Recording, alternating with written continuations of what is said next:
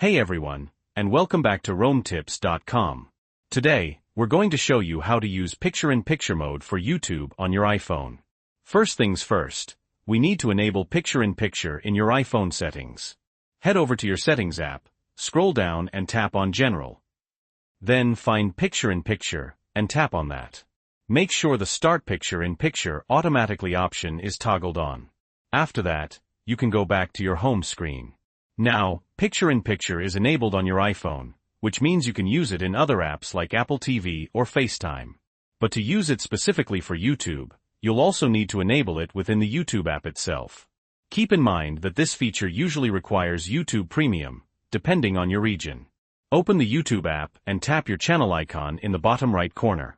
Then, tap the Settings icon in the top right. In the Settings menu, find General and tap on it. Look for the Picture-in-Picture option and toggle it on. Great. Now we've set everything up. Let's see how it works. Find a video that's playing. For this example, I'm using a video from Techademics, which is my other channel focused on Windows tutorials. Once the video is playing, simply swipe up from the bottom of the screen to go back to your home screen. Picture-in-Picture should start automatically. You can drag the Picture-in-Picture window to any corner of your screen. If you want to hide it temporarily, just drag it to the side of the screen until you see a little arrow notch. To bring it back, just tap that notch. You'll also have basic playback controls right there in the Picture-in-Picture window. If you want to go back to the full YouTube player, you can either reopen the YouTube app, or tap the icon in the top right corner of the Picture-in-Picture window. Want to prevent Picture-in-Picture from starting automatically? Just pause the video before you swipe up to go back to your home screen.